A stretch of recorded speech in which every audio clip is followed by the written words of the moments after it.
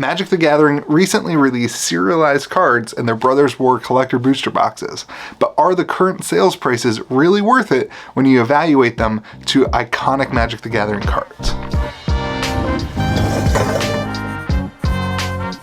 Well, what is going on, everyone? Welcome back to Kitchen Table TCG. My name's Louie. I hope you're having yourself a fantastic day and a great week. Today I wanted to have a conversation, just an open dialogue with you about serialized cards and the current sales on the marketplace. If you know Josh from Hometown TCG, he's been picking up a bunch of these. We're talking about it on the podcast and things like that.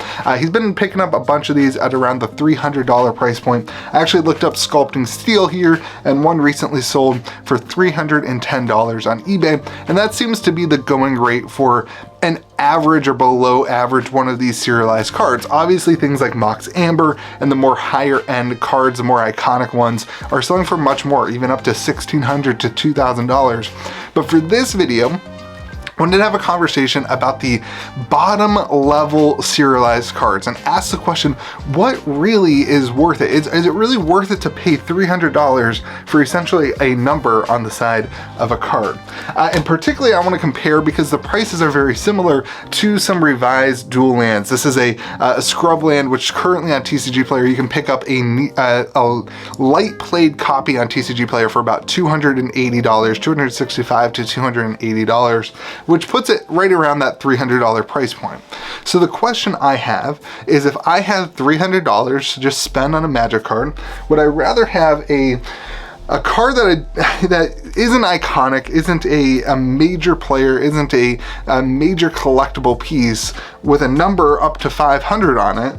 Or would I rather have what is a lot of people would consider the market standard of a revised dual land? And I'll go ahead and tell you right now, personally, I rather have revised dual lands. I think the biggest risk for a serialized card, I'm not trying to FUD the serialized cards, I have 3 of them, I pulled them, I haven't sold them yet.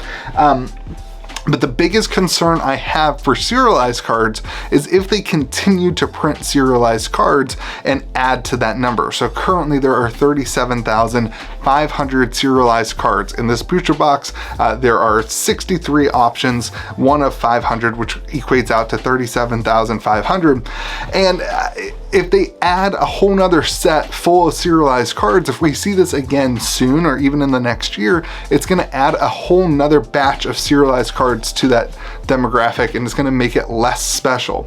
Whereas for something like a revised dual land, it's uniquely special. It is itself a old piece of collectible cardboard. And I know what you're going to say, Louie, with all the current reprints of reserve list cards and Magic's 30th, don't you think that's going to affect the price of revised duels? And it very well might.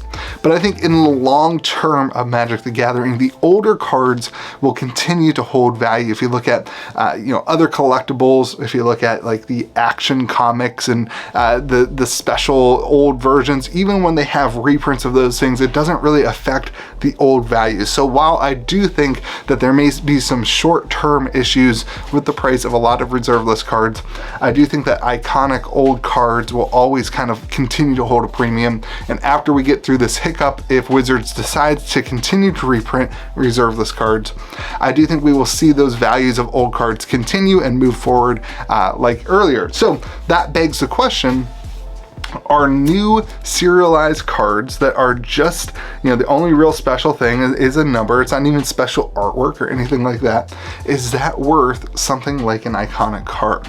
The numbers are great, and I think the numbers are cool, and I think having numbered cards is a really great idea for Magic the Gathering moving forward. It adds a sense of collectability, adds a sureness to that collectability, and we will never see or never understand the exact number of revised dual lands.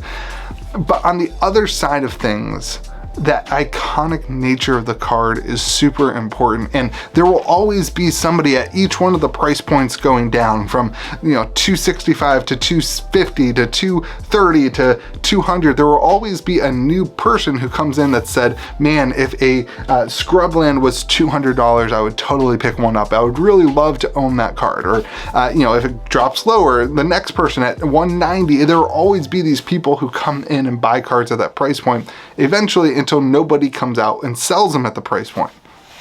But I'm not sure, I'm not convinced that there are people who are saying, man, at $150, I would love to buy a Sculpting Steel number 74 out of 500. I'm just not convinced that that person exists, because all you're buying is a number on a card. You're just buying this artificial scarcity rather than buying something that is truly collectible and truly iconic in nature. A card that has history, a card that has, it's strong.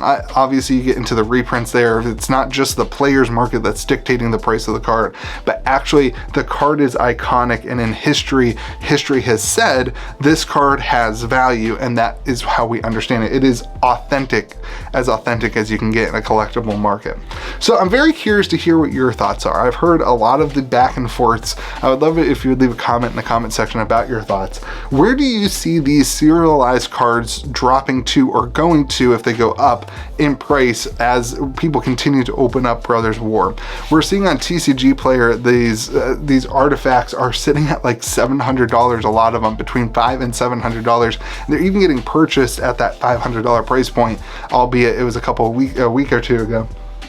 But I'm very curious where these land, and I'm very curious where these continue to move as a result of it being the first time we've seen this in Magic the Gathering. And then if they do it again, do you think that that brings more excitement to cards, or do you think that that devalues the brand of serialized cards? I seem to be in the camp that it devalues the brand of serialized cards, and we will see these cards dip in price as a result of them printing more serialized cards. But we very well may see that they never do serialized cards again. That wouldn't be very Wizards of the Coast-esque. Usually when something is successful, they do it again. So I tend to think that we will see more serialized cards. But I think at the end of the day, the question you have to ask yourself is, if you had $300 to spend, would you rather buy a revised dual land or a card with a number up to 500? I think the vast majority of people, there's probably more buyers of a revised dual land than there would be that number. So very curious to hear your comments in the comment section. Let me know what you think below. And if not, where is the line for these cards? If it's not competing with a revised dual land, what does it start competing up against moving down the line as it gets lower in price? So hopefully you have yourself a fantastic day. Be kind to the people around you, and we'll see you again next video.